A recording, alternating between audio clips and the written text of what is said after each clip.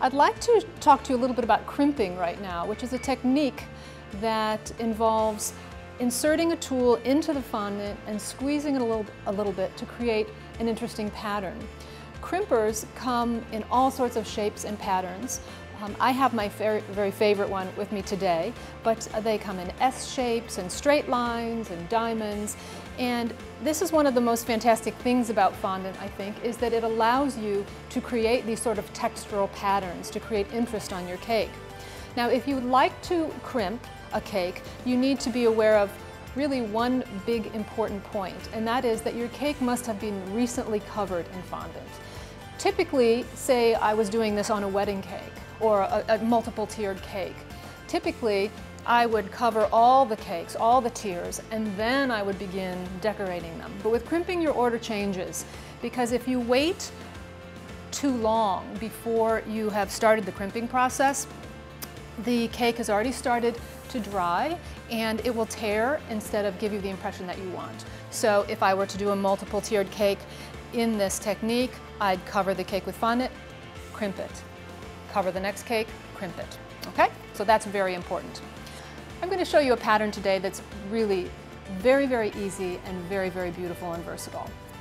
So these are the three tools I need to make this beautiful crimping pattern on the side panels of the cake. This is actually my favorite crimper. It's sort of a football shaped. It's got some serration in it, some perforations, as you'll see when I put it into the cake.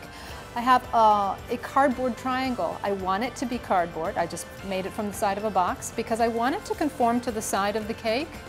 I don't want a hard object. I want to be able to put some markings on it. So this is a great tool you can make yourself. It's as tall as the cake is. This is a 4-inch tier and it's marked in 1-inch increments. And then I also have a pin, and that is all I need to do to make this beautiful pattern. So to start, I'll put my triangle at the edge of the cake. Oopsie. And I'm going to raise it ever so slightly so that I can see the markings. And I'm going to use my pin to make a mark at those 1-inch points. I use pins a lot in my decorating for marking because I find that a pin mark is something that I can train my eyes to see, but that no one else sees.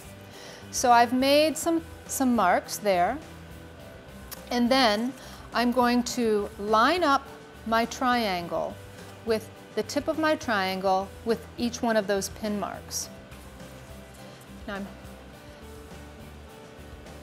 so as you can see, I'm arcing, I'll show you this way. I'm going to arc the triangle against the cake with the tip lined up against a pin mark. And I'm a bit in shadow here, so it's a little tricky to see.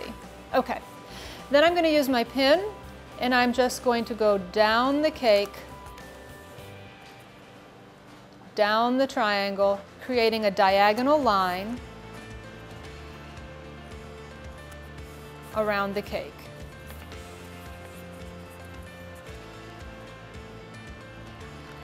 I'm just tracing the cake lightly. And one of those is a little off, but I'll be aware of that and adjust it. I'm, like I said, a bit in shadow right here. But this could happen to you. So I always like when I make a little error because I think it helps you learn that when you make an error, what you need to do and how you can get past it. So at this point, you'll see that I have diagonal lines along the side of the cake. Now I'm going to turn my triangle the other way, and I'm going to find the marks, arc my cardboard,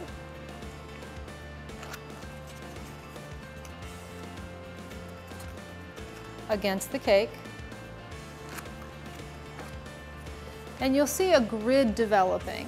It might be hard to see, but essentially I've created a diagonal grid on the cake. At this point, we're going to begin the crimping. Resist the urge to put your hand on top of the cake. You don't want to mar the surface, so that's where the fondant smoother comes in handy. So while applying gentle pressure to the top of the cake, I'm going to insert the crimper and I'm going to squeeze a little bit and release. You'll notice, by the way, that this crimper has a little band on it. That's to manage how much tension is kept on this. I actually have another crimper like this one that's not as well made that I just use a rubber band on. So you can do that yourself if you have a crimper that doesn't have a little attachment on it. So I'm going to follow the grid. I'm going to push, insert, pull out. Push, insert, pull out. Push, pull out. Push, pull out. Each time when I go in, there's a squeeze. So right away you can see that I've created a pattern. Okay, that's very easy to see. Now I'm going to go along the other lines. And you decide, you know, which way is easiest for you to stay on target. If you do all up a line or if you attach that one pulled out a little bit, just tuck it back. The key is to stay as true to the pattern as you can, and the lines help you do that. Now, of course, you see I have that one area that one row where my lines were not good, and I'm just going over it. Can you tell if you examine this super carefully? Yeah. Does it ruin the cake? Not at all.